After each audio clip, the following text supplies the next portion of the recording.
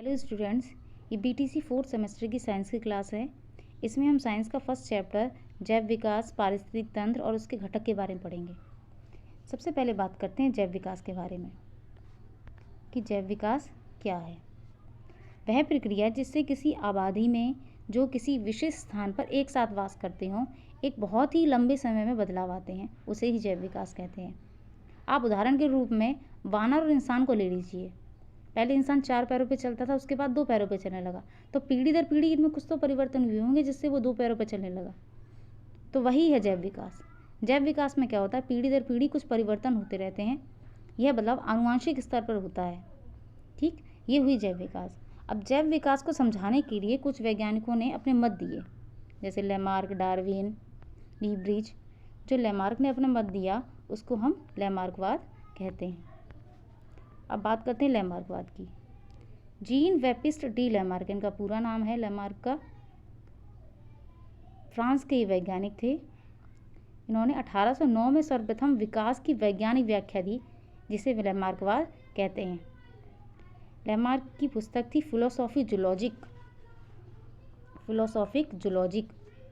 इन्होंने अपनी पुस्तक में इस मत को प्रकट किया। ठीक है, अब लेमार्कवाद का सिद्धांत क्या था, क्या विशेषताएं थी, इन्होंने अपना क्या मत दिया, उसके बारे में हम जान लेते हैं। सबसे पहला इनका मत था उपार्जित लक्षणों की वंशागति। उपार्जित लक्षणों की वंशागति का मतलब क्या होता है, वातावरण के प्रभाव से शारीरिक अंगों के लगातार उपयोग या अनुप्रयोग से जो नए परिवर्तन उत्पन्न होते हैं। हम किसी अंग का ज़्यादा उपयोग करते हैं, किसी का कम, उससे क्या है, हमारे शरीर में कुछ परिवर्तन होते हैं, उन्हें हम कहते हैं उपार्जित लक्षण। ये लक्षण एक पीढ़ी से दूसरी पीढ़ी में पहुंच जाते हैं। यदि उपार्जित लक्षणों की वंशागति का क्रम चलता रहे तो संतानों में नए परिवर्तन, स्थायी या नए लक्षण विकसित हो जाएंगे। आप उदाहरण के रूप में वानर और इंसान को रखिए तो ये पॉइंट सब क्लियर हो जाएंगे।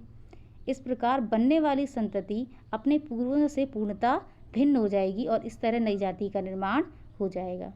ये बात हुई उपार्जित लक्षणों की वंशागति। अब बात करते हैं जीवों के आकार में वृद्धि की प्रवृत्ति। जीवों में उनके शरीर तथा विभिन्न अंगों के आकार में वृद्धि करते रहने की स्वाभाविक प्रवृत्ति होती है। ये आकार तो बढ़ता रहता है, ये आकार की वृद्धि ये स्वाभाविक होती है प्रत्येक मनुष्य में, जीवों में। अब बात करते हैं थर्ड पॉइंट, अंगों का उपयोग और अनुप्रयोग। लेमार्क ने बताया वातावरण में किसी अंग के उपयोग की अधिक आवश्यकता हो जाती है तो वह अंग विकसित हो जाता है। इसके विपरीत जो अंग कम प्रयोग किया जाता है वह धीरे धीरे क्षीण हो जाता है या खत्म हो जाता है और अंत में लुप्त हो जाता है या अवशेषी अंग का रूप ले लेता है।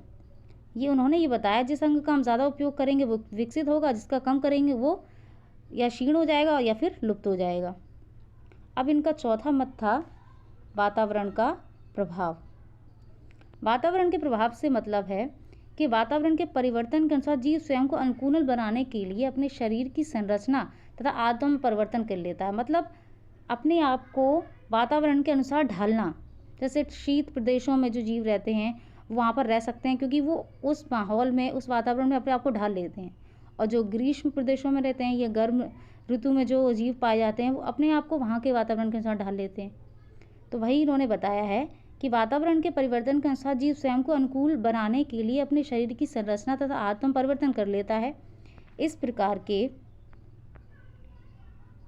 प्रभावों से उनके कुछ अंगों का उपयोग बढ़ सकता है, अन्य का अपेक्षाकृत कम हो सकता है। इस प्रकार उसके शरीर की रचना में कुछ परिवर्तन आ जाते हैं जिससे वो अपने आप को उस माहौल में या उस वातावरण में अपने आप को ढाल सकता है। तो अपने मत लेमार्कवाद ने जिराफ का उदाहरण लेकर सभी को समझाया। उन्होंने बताया कि आजकल जिराफ अफ्रीका के रेगिस्तान में पाया जाता है और ऊंचे ऊंचे वृक्षों की पत्तियों को खाता है। ऊंचे वृक्षों की पत्तियों तक पहुंचने के लिए उसकी गर्दन में अगली टांगें पिछली टांगों की अपेक्षा अधिक लंबी होती हैं। ये जिराफों की अगली टांगें पिछली टांगों की अपेक्षा लंबी होती हैं और उसकी गर्दन भी लंबी होती है। उन्होंने बोला कि जिराफ का विकास छोटी गर्दन वाले तथा छोटे कद के पूर्वजों से हुआ है। इनका कहने का मतलब ये था कि पहले जो जिराफ थे वो छोटी गर्दन वाले थे उन्हीं से ये लंबी गर्दन वाले जिराफों का विकास हुआ है। उन्होंने कहा जो अफ्रीका के घने जंगलों में रहते थे, जो जिराफ अफ्रीका के घने जंगलों में रहते थे और ज़मीन में उगी घास फूस खाते थे। पहले ये नीचे जो ज़मीन में उगी घास थी उनको खाते थे, फिर जलवायु शुष्क होने लगी, घास फूस भी सूख गई। अब उन्हें पेट भरने के लिए पेड़ पौधों की पत्तियों पर निर्भर होना पड़ा। पत्तियों तक पहुंचने के लिए उन्हें अपनी टांगों को ऊपर उचकाकर पत्तियों तक पहुंचने का प्रयत्न करना पड़ता था।